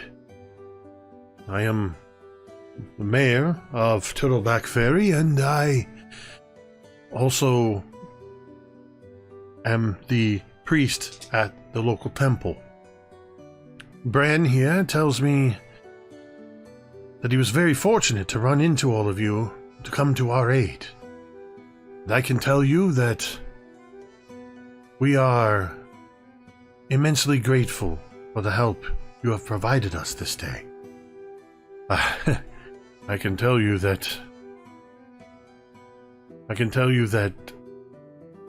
Telia, Miss Hankinson over there, and you see he's pointing to the woman, the teacher with all the kids. Side note, Mrs. Hankinson is such a fucking teacher name. That is so perfect. Sorry. I think I had Mrs. Hankinson for the 3rd grade. Anyway.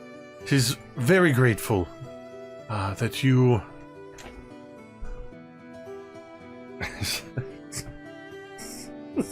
I made the mistake of looking in the side chat. I don't know what's happening there. I'm going to go back to this. A lot of unknowns, yep. We are very grateful that you arrived when you did and that you are quite formidable and capable.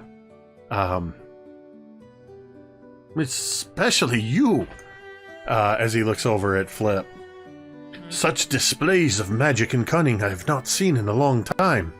Not to belittle your abilities, as he looks at Marda and Mizya.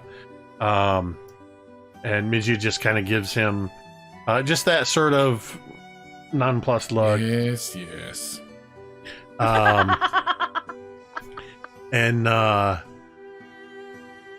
well, we do seem fortunate that the waters are receding a bit and the rain is letting up, but this is most unusual. Please, we invite you to stay with us, to recover, get some rest. We'll see to it that you have some hot meals and warm and dry places to stay tonight. But you've already done so much for us. I must admit I would like to talk to you about the possibility of helping us just a small bit further.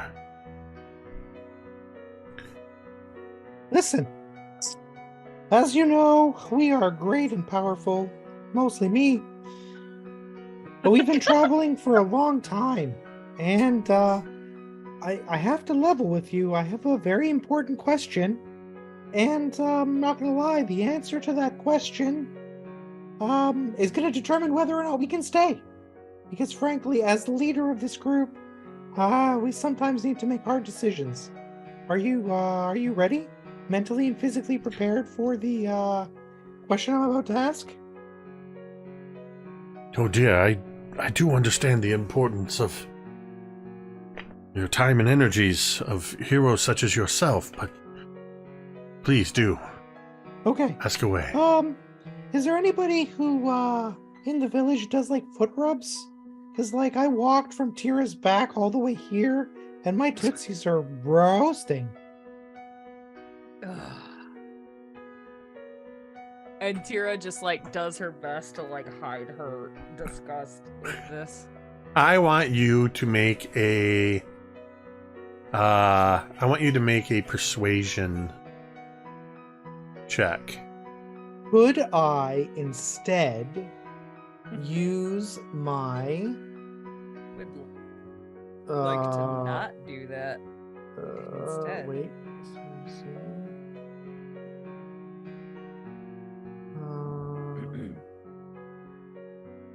I have an ability, and I don't know what it is, that allows me to self-inflate. Oh, here we go. Yeah, I'm going to use Charming Liar instead. I'm going to be inflating my status as a great and powerful warrior. So could I do that instead of What does that do? using persuasion? It just basically, your charm allows you to win over those who you lie to. Damn. When you get a critical success using the lie action, the target's attitude improves you towards you one step, as though you succeeded at using diplomacy to make an impression. It only works once per conversation. If you critically succeed against multiple targets, you choose one creature's attitude to improve. You must be lying to impart important information, inflate your status, or ingratiate yourself, which trivial or irrelevant lies can't achieve. It seems like Flip's modus operandi. Okay, so instead of doing that, you will be attempting to lie. Well, I mean, I won't be attempting to lie. I'll just be talking about Well, how you'll great be I am, lying. which shouldn't be a lie, but But You'll you be know what? attempting to deceive.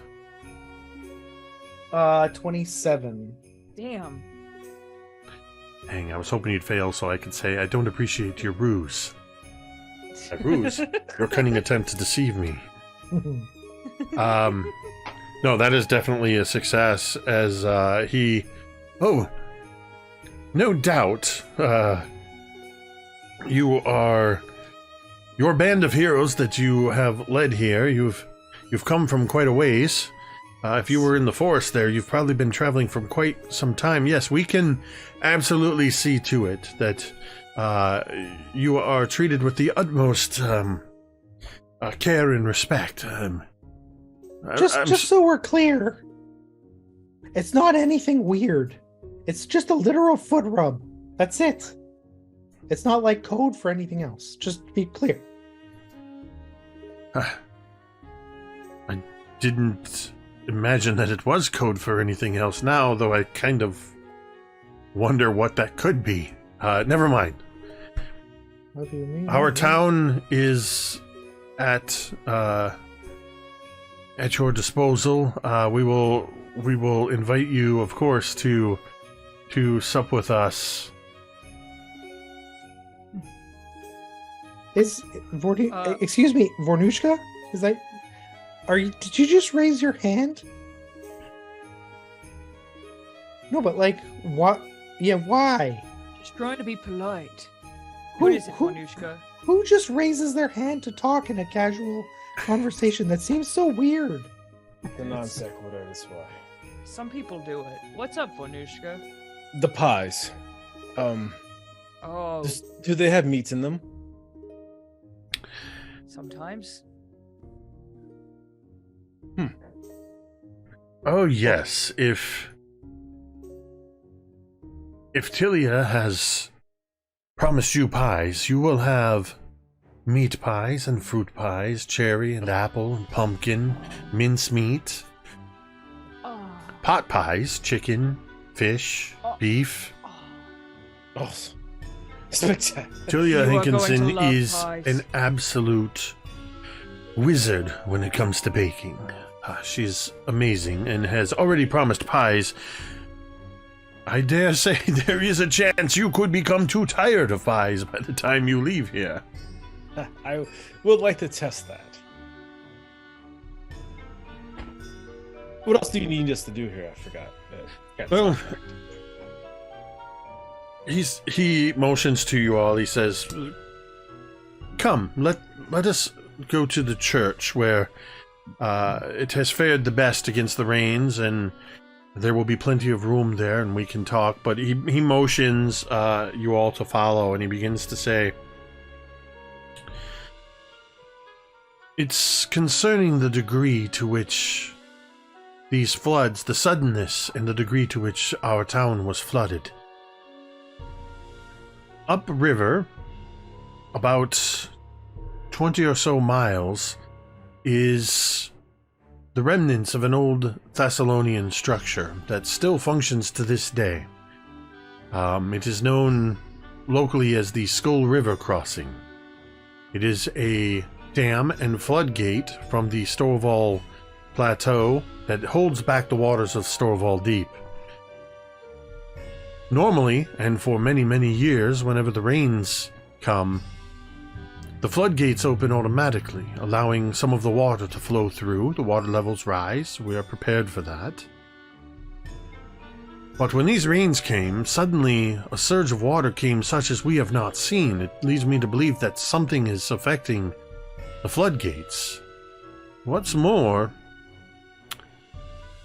a few of the townsfolk here have recognized that creature, not the snake, but the other creature, the large frog-like one with the tentacles, as something that is not native to Claybottom Lake here, but rumors of such a creature abound to the north in the Storeval Deep, not below the plateau, which means it had to have come through the dam or the floodgates.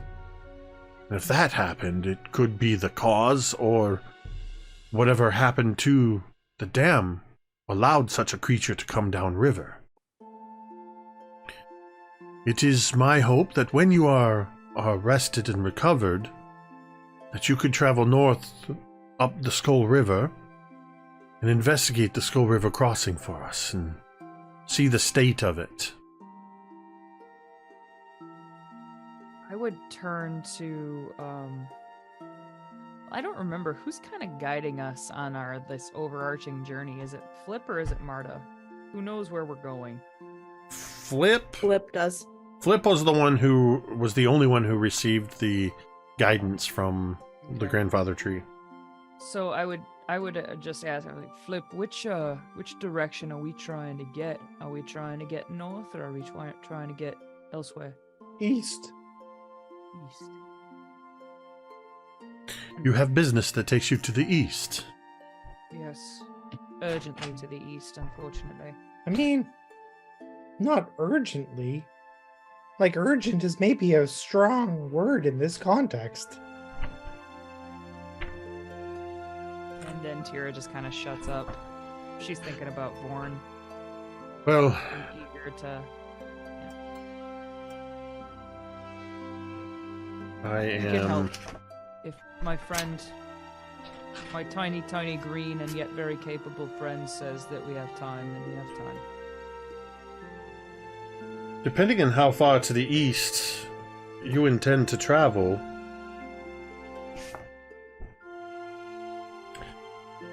there are obstacles to contend with, mountains that lie to the east. Going north, particularly if you head to the Skull River crossing, in aid to us, you could continue east to Kaer Malga, and eventually that would allow you to circumvent the mountains directly to the east, although you would have to go through Belkzen to the... I don't mean to tell you how to travel, and I can understand if this puts you out of sorts. No, it's all right. I'm sorry. I didn't mean to be. I didn't mean to yuck anybody's yum. We can go ahead and we can do this task for you. I think only if there are pies. Oh, there will be pies aplenty, I am sure.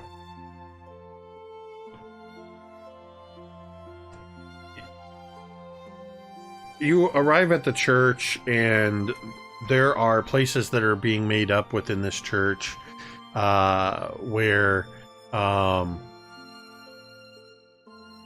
you are basically being provided with clean and dry bedrolls and bedding, pillows, blankets, and eventually a veritable feast is presented with much of the town coming through.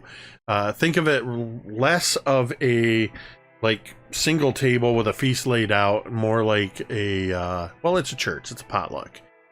People from all around the town are bringing in dishes, and it's a few hours later into the evening when things are kind of start to pick up, and absolutely Tilia has brought dozens of pies. They range from the traditional full-size pies, but she's also brought a basket that inside this basket are 18 smaller pies of different varieties that she has wrapped up in some cloth, and she brings them to Vornush'ka and says, Do not eat of these now. Save them for the road. There are plenty of pies and other food at the table. But these you take with you. And any time in your journeys, if you find yourself in anywhere near Turtleback Ferry, simply stop by, and I will see to it that you have more pies. I am forever indebted. This is the We have a save point in Turtleback Ferry. yeah, this is the mug club of Galarian. The Pie Palace, bitches. Flip, Oh my god. Flip is going to saunter over to Marda. And he's going to sit down beside her. And he's going to say, well, fancy meeting you here, Marda. You were quite impressive out there. But Well, I'm sure you already knew that. I She did, said. and you're not wrong. But I wanted to ask you, you and I, we seem to be getting along well. Seem to be exploring the deep understanding of our personalities. And I wonder... And Flip's going to pause for a second. And he's going to say, do you feel like you're on the right track?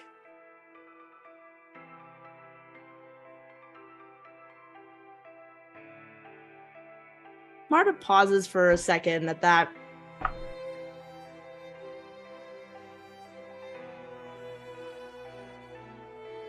I do not think that is a good saying. You are on the track that you are on. Whether it is good or not, it doesn't really matter. There's really hardly ever a right or wrong choice. Flip is gonna sort of cross his elbows, and he's gonna stroke his chin a little bit.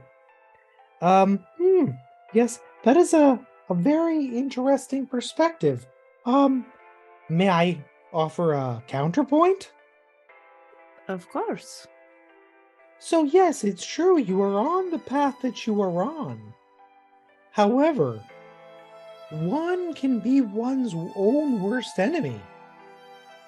Therefore, while you are on the track which you are taking, it could be for good or ill, depending on who lives inside you. Whether it's the wolf or the teddy bear. How profound. She nods. I see where you are coming from, and yes, actions that people make are definitely can influence whether they do good or not to others or even themselves. But I think that there are a lot of factors. Someone may not be a quote-unquote bad path, but that doesn't necessarily mean that they are a bad person. It could just be circumstances that happened to them that made them like that, and that is the best path for them to take at that time, even if it means hurt to themselves or others. Sometimes that is just the path that they need to be on, and maybe that is the path that will lead them to good. Yes, and to build on what you've said, it's possible that a bad path might be a good path when weighed against a worse path. That is also fair. It is all very subjective from where on the path you are.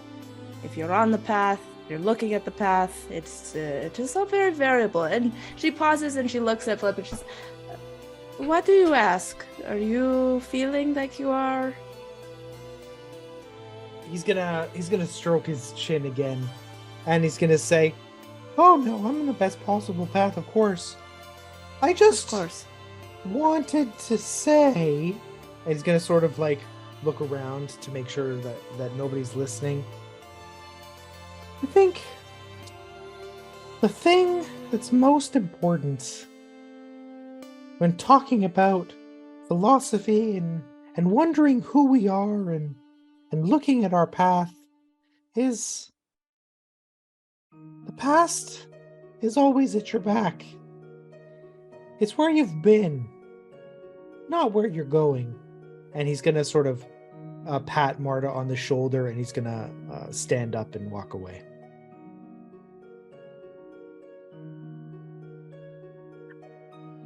Marta just like pokes thoughtfully with her like utensil at definitely a cheesy potato.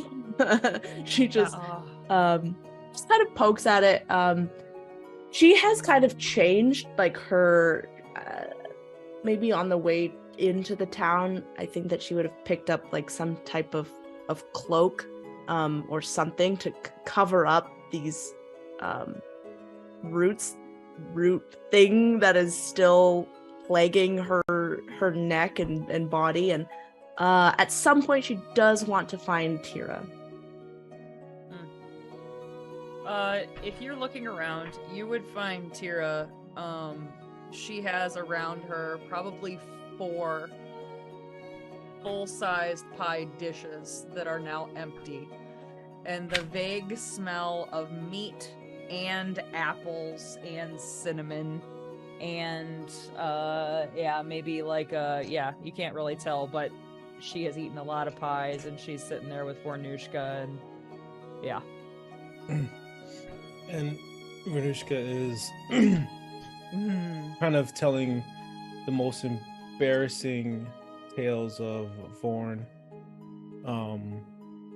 You know, just, and there was a time where he did this and fell down, and there was a time where he did this, and Teera would be kind of laughing, and but at the same time, Marda, as you approach, you kind of see that Teera is laughing at these stories, but then there is kind of a sadness as well, because like obviously Born isn't here.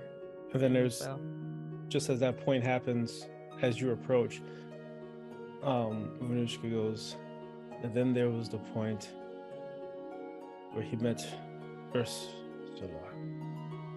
And just as that word or that name leaves her mouth, you would approach Marta.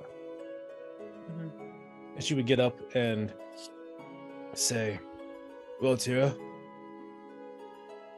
I'm gonna go hit on your brother." And she grabs like a pint of ale, and then as she gives the finger, like Vornush'ka kind of like slaps her own ass and is like, "Ha ha ha," and gives the finger back. And walks away. Yep. And it follows Vornush'ka as she's walking across the room and be like, "Hello, Marda." Marda sits. "It is so nice to see you two becoming such good friends." "Yes, we are growing ever closer by the day. What can I do for you?" And Teera, I would imagine, is kind of half in the bag at this point, too. She's been drinking as well as eating a copious amount of starches and pies. "How are you feeling?" Full. And She nods and she like eyes the bandaged arm that has the thing underneath. And I guess, GM, how do I feel? Do I feel anything strange or? From the eating of the pies or the wounds? From Marda's accidental vampirism. So I guess part of that question goes to M, because I don't know if there are lingering effects for the spell. Are there? Yeah, the spell's 24 hours, so so weak, tired, etc.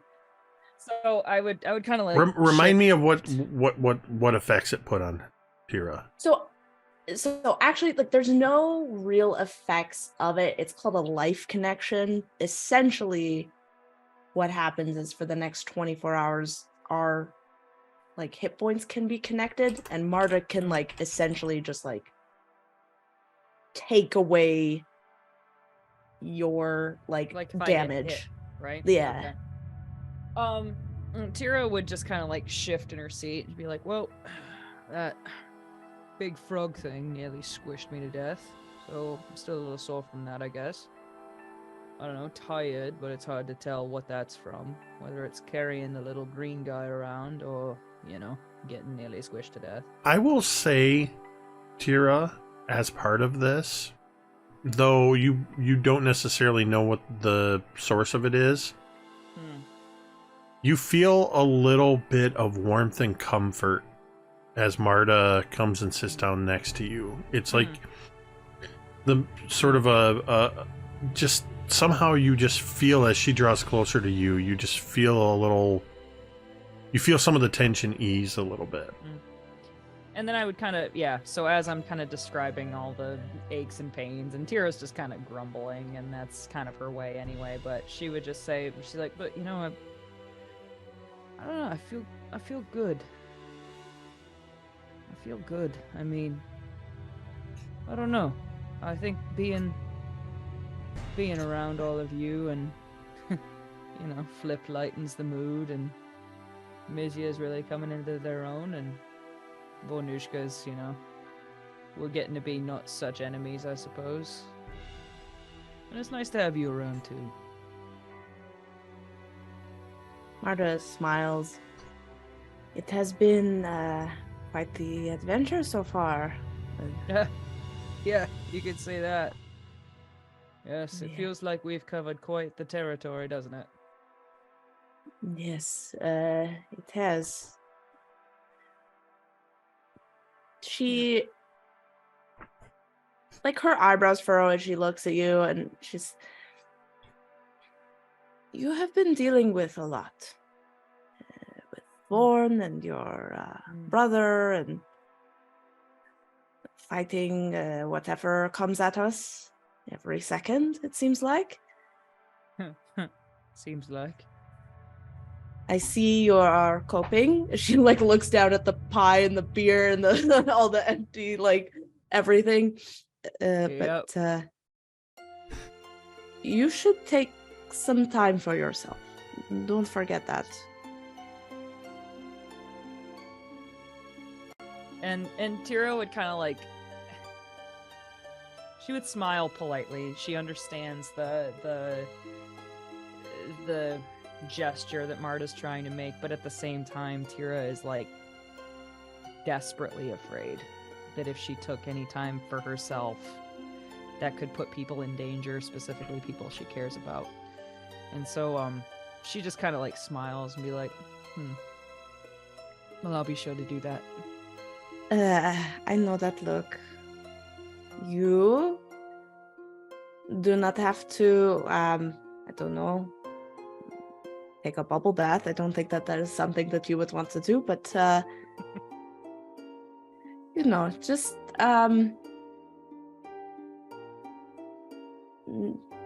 maybe just next time you are, I don't know what you do, punch trees or,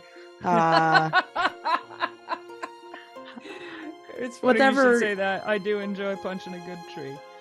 Next time you're doing that, just forget about everything. Just for a moment. Just, set your mind to what you're doing. And let the thoughts just, she just like kind of like, just for a little bit. Trust me, it helps. Well, I'll try. I promise. And Teera would kind of raise her mug at Marda. Does Marda have a drink? She takes one. She just finds one Just and grabs she's like a holding it with random- with like both hands Like and a like bucket. raises it. Teera's like tiny, amazing, perfect. Flip. There is a half-elven woman who Father Shreed introduces you to. Her name is Iffy Ingen, and What a great name. she says, I work with Father Shreed in the infirmary and often help with the recovery of patients, anything from deep tissue massage, bunion relief, all sorts of things. I understand you are in need of a foot massage. Ooh, you could say that again. My tootsies are screaming, and they need help. Well, that's what I'm here for. And she shows no bother for doing this, and will give you a foot massage. And as he's going to nod sagely, is just going to give she's planning to give the foot massage right there. For the God and everybody. Well, I mean,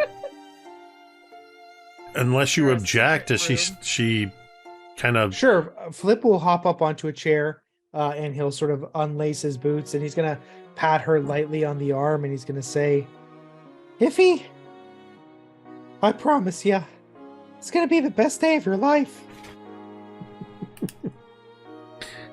With that, we'll cut over to Vornush'ka. What is your Vornush'ka?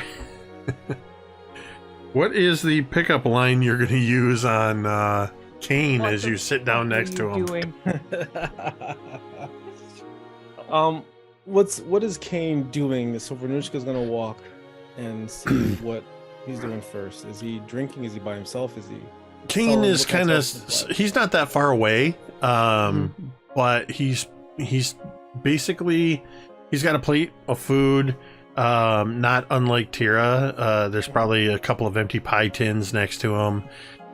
He's got a tankard of ale that he's just refilling. There's some somebody's probably put a basket of chicken wings on the table, and he's just eating them to the Yeah. bone. Yeah. As you sit down.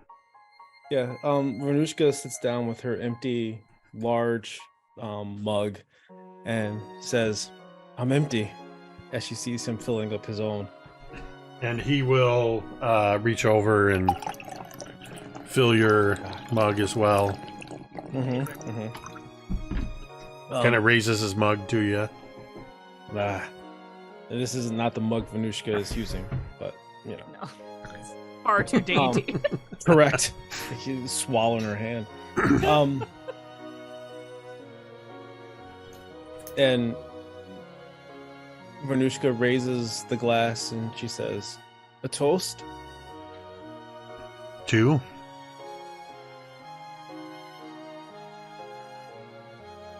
Siblings?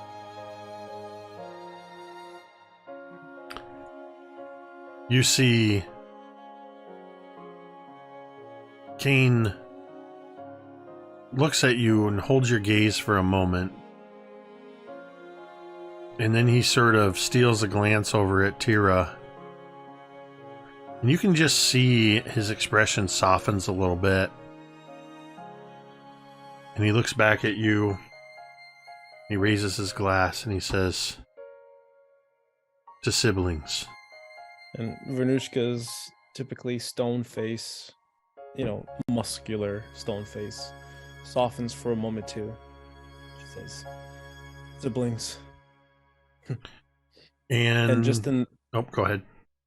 no, and I don't know, that is a lot of weight just in that phrase, what all that means for both of our past. And just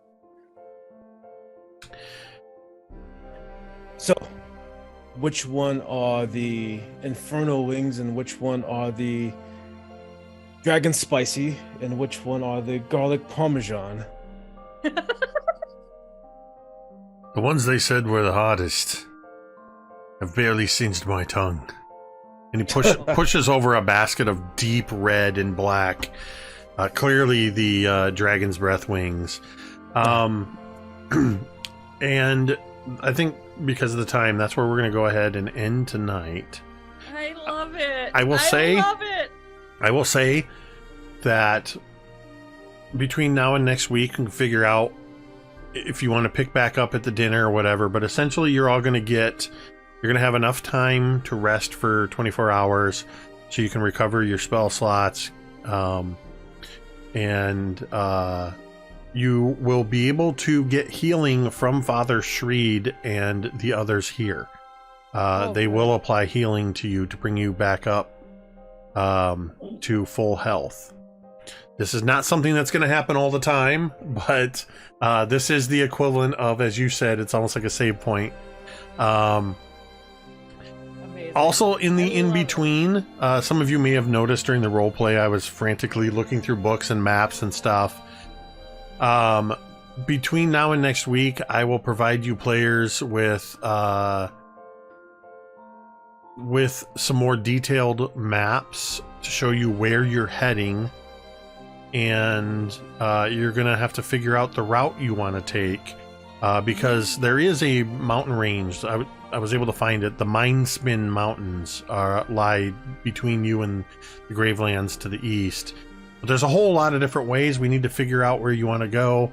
Some of you have knowledge of this area. We're in the Saga Lands. Vornush'ka and Teera in particular have a lot of knowledge of the Saga Lands that give you a little bit of a leg up. But I want you to be able to choose your route so that I can plan accordingly. But there's a lot more than I can just give you in just a few minutes here. But also, just think about if there's other conversations you want to have, but at least this serves as a good resting point for you. And also you'll get if you need more information, before you head north to look on the, whatever may be causing the problems with the Skull River crossing. It's nice to just end on a sweet, sentimental note and not a fucking perilous cliffhanger. I'm just throwing that out there. This is very pleasant. I'll give you some reprieves every now and then. I don't want you to always be ending on blood pressure on terrible highs. terrible cliffhangers and things like that. Good. So we're gonna go ahead and question before we head out, because I didn't plug it. Is there a thing happening tomorrow, Em? Oh, No? Okay. Then I won't promote it. I'm not meaning to put you on the spot, but also I forgot to ask you offline. So anyway, there you go. I have something to plug really quick.